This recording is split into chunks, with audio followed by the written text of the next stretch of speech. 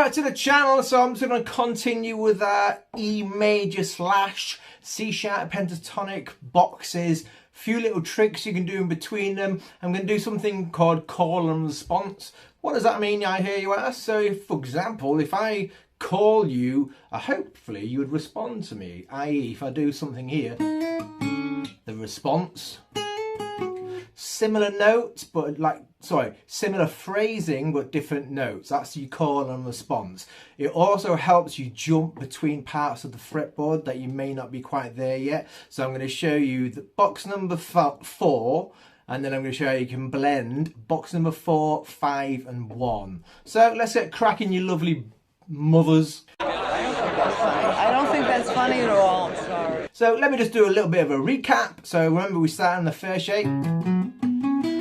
If you're not sure what I'm talking about, check out my playlists. I have certain playlists regarding certain keys and then certain things you can do within those keys, so it'll help you going forward. Then I showed you the second box. Then I've jumped back, because remember, because we were working on an acoustic, some electric guitars as well. After the first box, second box, third box, it kind of gets a little bit messy. So I'm going to show you the first, second, but then I'm going to show you 5, 4, 3, 2. Does that make sense? So at the end of the playlist, you'll be able to move up and down the fretboard, all the chords, all the notes within the key of E. So I'm just going to show you a guitar shape that will help you. It's a chord shape. If you can't quite get there yet, don't worry about it, it'll come in time. It's a minor 7 shape on the A string. What do I mean by that? Bar chord along the A string, but the shape in question is that minor 7 here, look. Now that shape, you can do a normal minor, but it's the minor 7 in question because we're going to pick between those notes. So in the key of E, that shape, you could also do it here, which is the F sharp minor 7. So think about it this way. If you phrased in between those chords, so for example,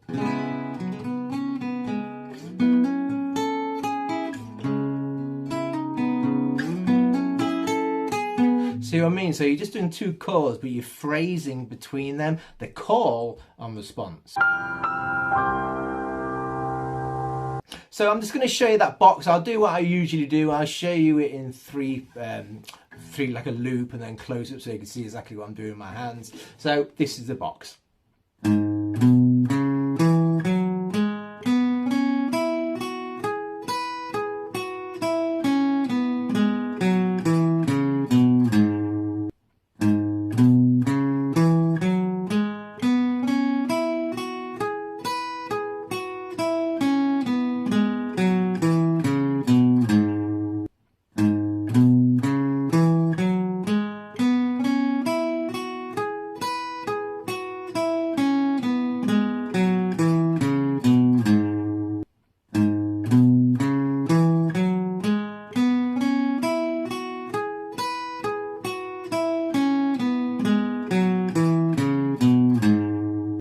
So get familiar with that box. Don't worry, once you've learned it, if you wanted to add like if you play the A, like for example, if you play an A, don't worry about it too much, because A is within the key of E. It's not necessarily in the pentatonic box though. Remember, penta meaning 5, tonic meaning sound. So the 5 is the 5 notes you're playing within this, the key of E slash C sharp minor, and then wherever you play it just gives it a different starting point. So you're starting on another note, in another note within the sequence, that gives it a different tonality.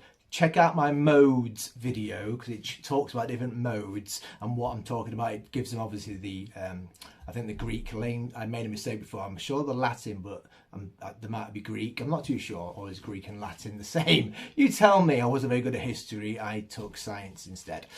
So, yeah, so what I'm going to do is I'm just going to show you. You've already learned that shape. That's the 4th shape in the pentatonic scale.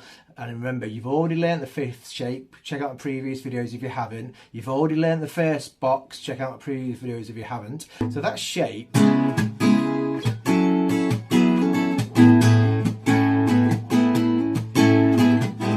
you're technically playing 3 chords but they're the same shape. So think about it. If you're playing over those chords, that shape, that pattern, fits into the pentatonic boxes that you've already learned.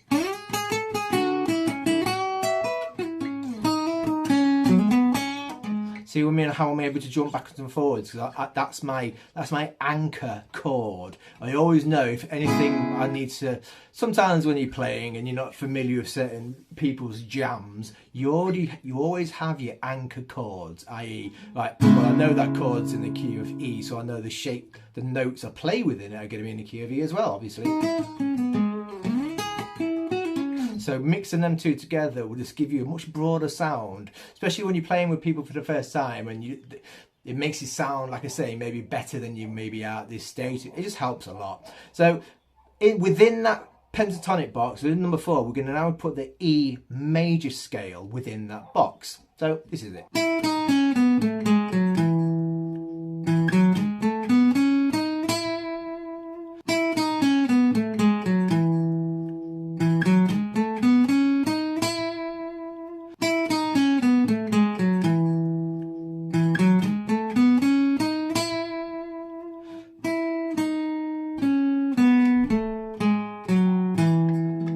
Learn that, because once you get that scale, you can then bleed that major scale within the pentatonic scale. Again, that chord shape.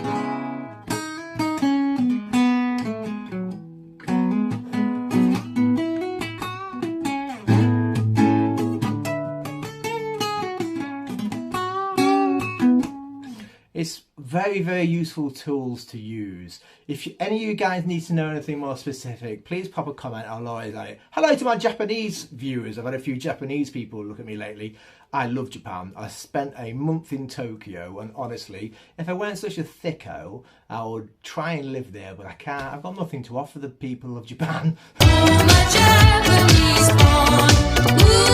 So if you need to know anything more specific, please pop me a comment. I'll always talk back to people. So as always, stay foolish, learn those scales, and rock it!